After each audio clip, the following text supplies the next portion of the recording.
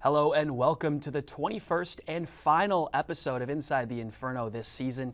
He's Kobe Bronstein. I'm Lachlan McTagg. We're so glad you're joining us. And Kobe, the school year may be winding down, but there's still plenty of buzz around Sun Devil athletics. Yeah, no doubt about it. I mean, some dreams were made this past weekend at the NFL draft. Transfer portal season is in full swing for men's and women's basketball, and plenty of spring sports updates you won't want to miss. We're going to kick things off by taking a look back at some of the top plays from this past year. Here's Tanner Buck with the Sun Devil 6. Thank you, Lachlan. I'm stoked to bring you the top plays of this year in this special edition of the Sun Devil 6. Starting in at number 6 is soccer forward Addison Baltazano, who connects with defender Lucy Fazakerly, labeling the back left corner off a corner kick header against Denver. Putting us on the ice at number 5 is the duo of hockey forwards Bennett Shimmick and Cruz Lucius, who connect on a beautiful goal against Omaha. Flying in at number 4 is outfielder Landon Hairston, who knows where to land the baseball with 2 home runs, including a grand slam against West Virginia. At number 3, we have the three-point heave from women's basketball guard Marley Washenitz, who catapults this shot from beyond the arc, hitting the game-winning buzzer beater against UNLV. Going nuclear at number 2 is softball outfielder Ashley Mejia, who hits 2 grand slams in one game against North Carolina. And for the top play of the year, going airborne at number 1 is quarterback Sam Levitt's acrobatic one-legged throw to wide receiver Jordan Tyson, who soars for 6 against Texas State for Sun Devil football.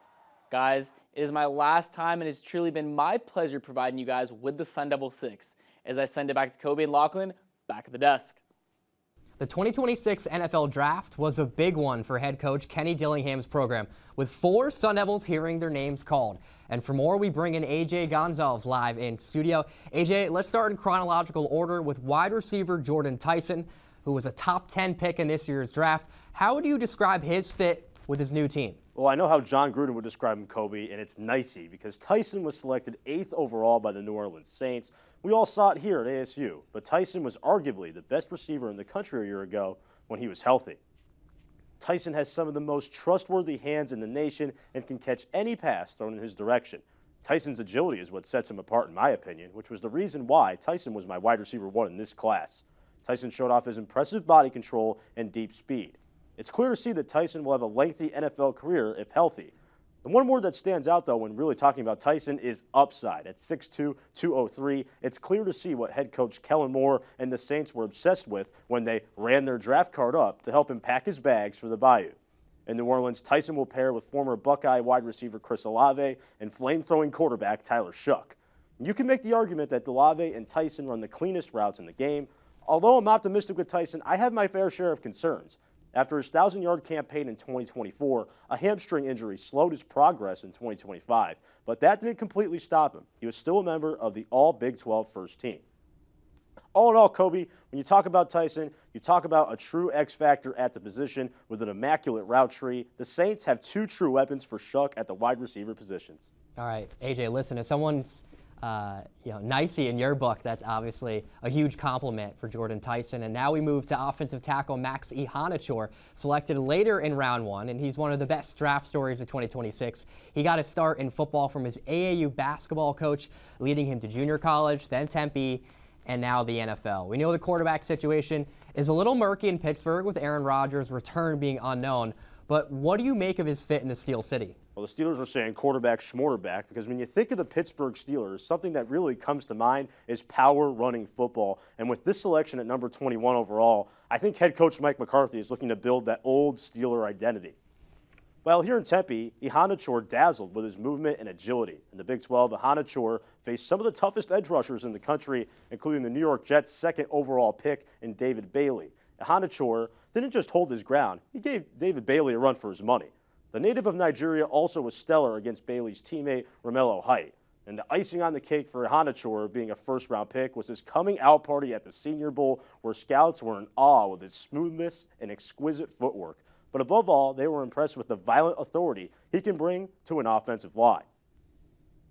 In the AFC North, Ihanachor will have his work cut out for him, playing some of the league's best edge rushers on a weekly basis, including Cleveland Browns' Myles Garrett and the new addition in Baltimore, Trey Hendrickson. But after what I saw here in Tempe, Kobe, I think he's more than up for the task.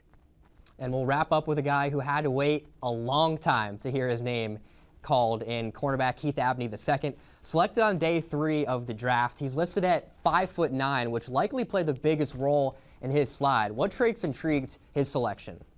Yeah, this is one of my big draft surprises. I saw Abney as someone who could potentially sneak into the top 50 of this class, but throughout the draft process, other teams really fell in love with plenty of other cornerbacks during the spring, which caused him to land to the Detroit Lions in the 5th round, and I think it's a good thing for him. As you can see in the film here, defensive coordinator Brian Ward loved to use Abney in a variety of different ways in his defense, whether that's from press or deep zones. Abney excelled in 2025 for ASU, and regardless of where he was batting away passes, this could be attributed to his tremendous footwork, which he actually picked up as a former speed roller skater. That's right, he broke the national record at 300 meters for 13-year-old skaters. Abney will have a tough time with bigger wide receivers in the NFL, and specifically the North, standing at just 6 feet tall, like you mentioned there, Kobe. However, I think he's walking into a really good situation. First of all, look at the DC. He'll be working with Lions defensive coordinator Kelvin Shepard, who's already standing out to me as an early favorite for NFL head coaching jobs. He also heads into a cornerback room in desperate need of a playmaker, and there's a lot of uncertainty there too. Terrion Arnold really hasn't stepped up into the role that most Alabama Crimson Tide fans thought he would be in by now. And their other standout corner, DJ Reed, he's coming off a serious hamstring injury. So there's still plenty of opportunity for Abney to step onto the field at training camp in Motown and make a significant difference from day one. And we'd be remiss if we didn't mention linebacker Keyshawn Elliott, selected in the 5th round by the Chicago Bears. We can't forget to give him a little love, too, as he rounds out the 4 Sun Devils selected. AJ, thanks for joining us in studio.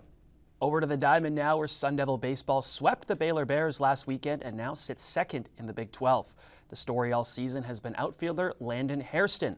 Harry Bonds, as they now call him, finds himself creeping closer to joining some Sun Devil greats in the record books. Isabella Perez has more.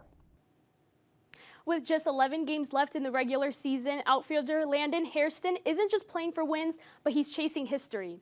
The sophomore currently sits at 25 home runs so far this season, just 3 home runs shy of breaking the program's single-season record of 27, a record set by Mitch Jones in the year 2000. Hairston has been a key piece of the Sun Devil offense, this season hitting .436 and driving in 73 RBIs. Now 18 doubles, 2 triples, and 25 home runs later, he stacked up 45 extra base hits this season. The Queen Creek, Arizona native's impact goes beyond the box score, coming through in big moments, including 8 RBIs against Big 12 opponent West Virginia in 5 multi-homer games. And as the season winds down, each swing is a chance to chase history, and each home run is a step closer to breaking it. The stage is set for Hairston to make his mark not just this season, but in the record books, looking to join program power hitters in Barry Bonds, Spencer Torkelson, and Jeff Larish. Since joining the Big 12, number 19 ranked ASU baseball has visited many new places, and that will continue this weekend as it takes on UCF in Orlando for a 3-game series. Mahir Sinhasan joins us at the desk to talk about these games. And Mahir, these are 2 of the top 3 teams in the conference right now. Just how big is this stretch for the Sun Devils? Well, Lachlan, it is very important for Arizona State right now. And Willie Bloomquist made it very clear on Sunday that this will be a business trip. These are 2 sides who are both 14-7 in Big 12 play, and they look primed to bolster their resume for the NCAA tournament. For the Maroon and Gold, they come into this series with tons of momentum, sweeping Baylor last weekend and winning its last 4 series. In what's been a budding year, a series win would give the Sun Devils confidence for the rest of May, and maybe, just maybe, put them in a position to host a regional, which would be helpful in their quest for Omaha. Now, Mahir, if we take a look at UCF, winners of 5 straight games, what makes this team so dangerous? Well, there's a lot of things, Kobe, and you talked about the 5-game win streak. They've been overall really good for the month of April, top 25 for most of the month, but the guys from Space City have not been playing out of this world. Before their current win streak, they dropped 7 of 8 games, losing series to Kansas and Cincinnati. However, this team can hit, with 4 players batting better than .300. Catcher Zach Skinner leads that group with a .376 batting average. Meanwhile, Camden Wicker leads the pitching department with a .350 ERA, which is 4th in the Big 12. He will likely get the start on Saturday. So this Knights team has shown what they're capable of this season, and they'll look to do that against ASU. The Sun Devils start their series against UCF today at 3 p.m. Mountain Standard Time. And Mahir, what's going to be the difference for the Sun Devils either winning or losing these games? That's a great question, Lachlan, and I think based on what we saw this past weekend, it has to be pitching. This team did well on the mound last weekend, allowing no more than 4 runs in each game against Baylor. The Knights are slightly better in the hitting department, but nowhere close to ASU. I'm also looking at one guy in particular, and that's pitcher Cole Klecker.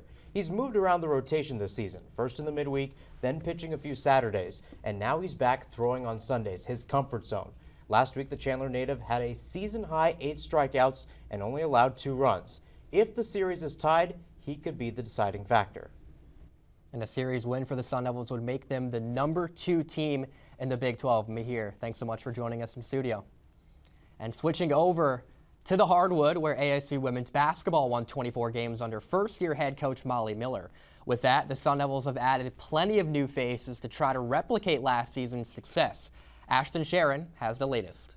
Retooling was the name of the game for head coach Molly Miller, recruiting director Daniel Barber, and the rest of ASU staff. Following the departures of 8 Sun Devils, 3 of whom were starters, there was no doubt that retooling needed to be done. And the Sun Devils did just that, making 8 new additions, with 4 set to make an immediate impact.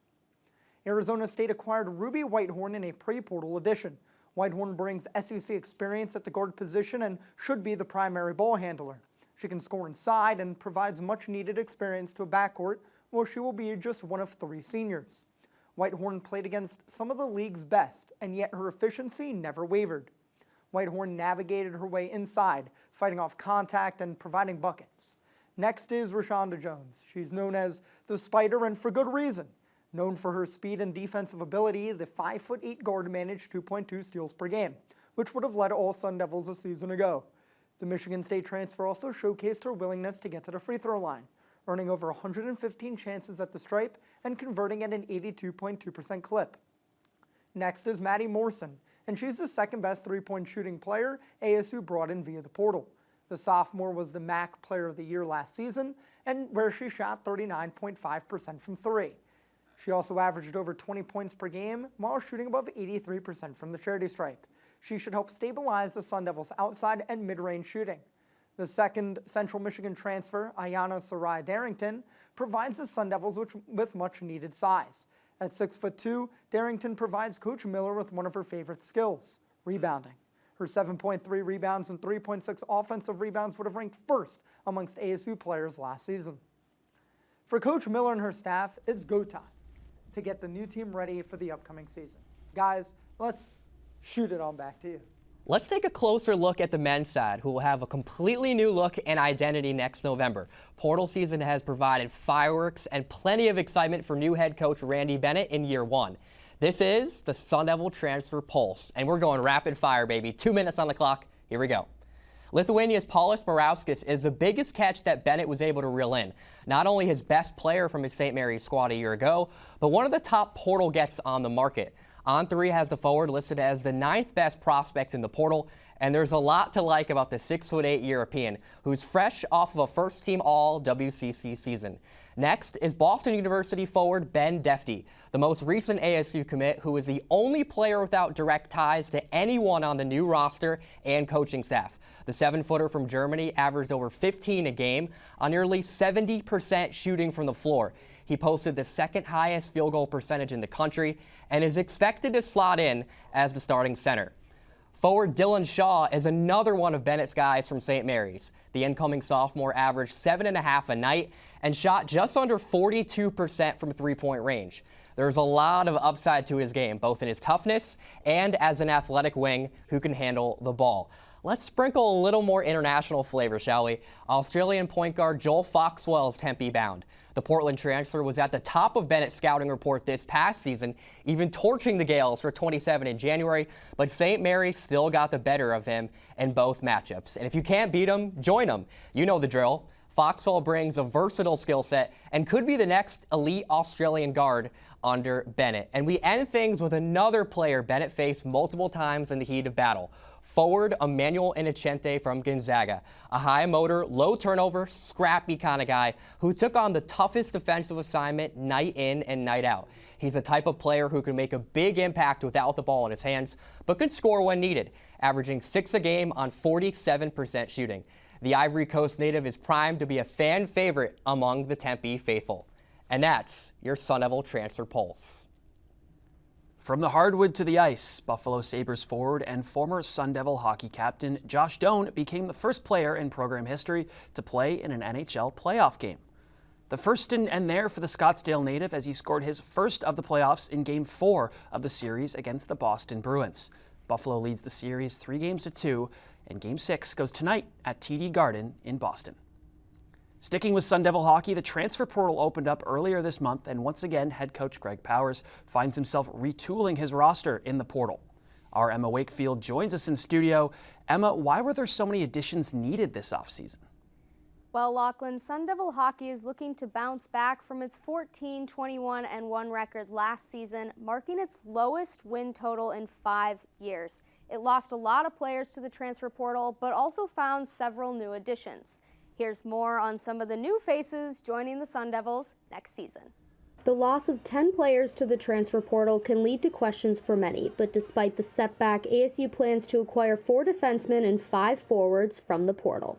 First up is defenseman Philip Nordberg, who comes from Merrimack and was selected 64th overall in the second round by the Ottawa Senators in the 2022 draft. The 6'5" sophomore scored 6 goals and blocked 48 shots for the Warriors last season. Adding another sophomore to the lineup is Matthew Mayich, who stands 6'3", 205 pounds, bringing much-needed physicality and experience to ASU's game.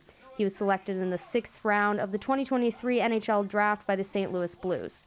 Finally is Michigan transfer Hunter Haiti. The 6'4", 205-pound junior played only 2 games for the Wolverines last season, but adds more physicality and blue line presence to the Sun Devils roster. ASU also adds 5 forwards to the lineup as they look to fill the spots of graduated superstars Bennett Shimmick and Cruz Lucius. To name a few, we'll start with sophomore Daniel Schlane, brother of former Sun Devil powerhouse Artem Schlane. Daniel played 37 games, scoring 5 goals and 10 points for NCHC rival Minnesota Duluth last season. Next is Cade Littler, who stands 6'4", 205 pounds, and played for the Phoenix Junior Coyotes program as a kid. The forward was picked in the 2nd round of the NHL draft by the Calgary Flames in 2022. His immense size will provide a net front presence and more confidence on the power play. Then junior Nick Chin DeGraves transfers from Big Ten powerhouse Penn State, where he scored 3 goals and 9 points with over 47% success on the faceoff.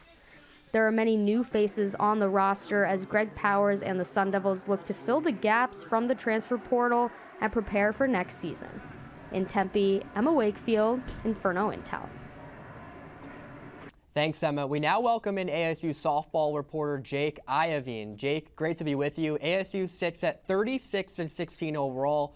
Where have the Sun Devils fallen short this season, though?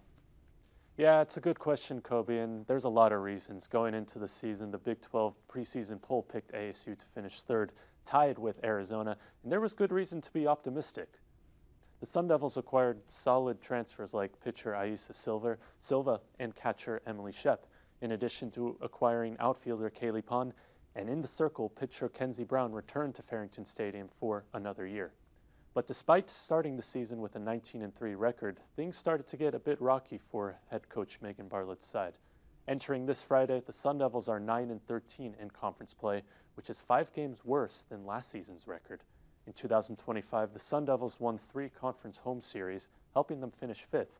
This year, though, only 1 home series win in the Big 12, and they have lost their last 6 of 7 at Farrington Stadium. Yeah, those home losses definitely carry an extra sting. What are the biggest struggles, you'd say, Jake, holding them back? Well, batting hasn't been at the top level that maybe were some expecting. Going into the final round of games, the Sun Devils are 7th in the Big 12 in batting average for conference games, posting a .279 average. Bartlett's squad also ranks 8th in the conference for total hits, tallying 155 in its 21 conference games, which is actually 14 hits less than Houston's total, a Houston side which, by the way, sits bottom of the division. When we're looking at individual hitting, catcher Samantha Swan is 2nd in the conference with her posting a .492 average, but she is the only Sun Devil who ranks in the top 35 of the league's best hitters.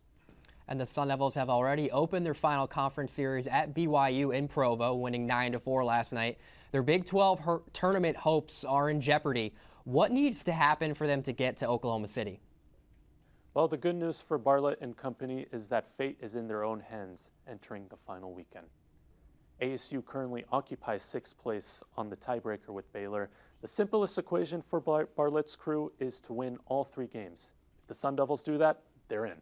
Another way to make it is if the Maroon and Gold match or betters Iowa State's results in its final series against UCF. Another team to watch on the scoreboard is Baylor, who has the same record as ASU. The Bears play conference champions Texas Tech twice in the next 2 days. If the Sun Devils were to lose 2 of the 3 games against the Cougars, then it would come down to tiebreaker, which BYU would likely win and would likely keep ASU out of contention for a top 8 finish, of course, pending on Iowa State's results. No doubt. All right, Jake, we will continue to keep tabs on this crucial series for Sun Devil softball. Thanks for joining us in studio. Baseball and softball aren't the only sports with postseason competition ramping up. Number 11 ranked ASU men's golf is coming off a tough outing in the Big 12 tournament. Tyler Wargo joins us in studio with a recap and what's ahead. Sun Devils men's golf is now looking ahead to the NCAA Regional, which is set to take place May 19th through the 21st at one of 6 sites. But let's back up to how the Sun Devils even got here. Arizona State won the Big 12 championship at Prairie Dunes in Hutchinson, Kansas. FIFA Liopakdi led the number 10 ranked Sun Devils at the Big 12 championship. He shot a 61 in his first round, which was followed by a 2 under par rounds. Boston Bracken had 2 solid under par rounds, and his only poor round was when he went over par. At the end of the day, Arizona State finished at 21 over par, and the team score of 1,141. Liopakdi finished tied for 17th at 2 over 82. Right now, it is to be determined where the Sun Devils will play in May 18th. And when they do, Liopakdi will most likely be the favorite to represent ASU men's golf. Back to you guys at the desk. All right, and as the Looney Tunes end card says, that's all, folks. Another season of Inside the Inferno is complete. And for us, Lachlan, this is our final time on the desk. We've been with the club all 4 years. I mean, just a privilege to be alongside you as well as everybody behind the scenes. It really does take a village. And a massive shout out to our EP executive producer, Parker Bay, who is not graduating. He'll be here, but it's his 40th and final show. It's incredible what he's done behind the scenes. We can't do it without you, Parker. And I hope you're proud of yourself, because we all certainly here are very proud of you too. And another show in the books. Yeah, I couldn't have said it better myself, Kobe. Awesome job there. If you want to keep up with everything Arizona State Athletics, don't forget to follow us on Instagram and X at Inferno Intel, and check out our website at infernointelmedia.com. For Kobe Bronstein, the rest of our cast, and the crew behind the scenes, I'm Lachlan McTagg. Thank you for tuning in. We'll see you next season.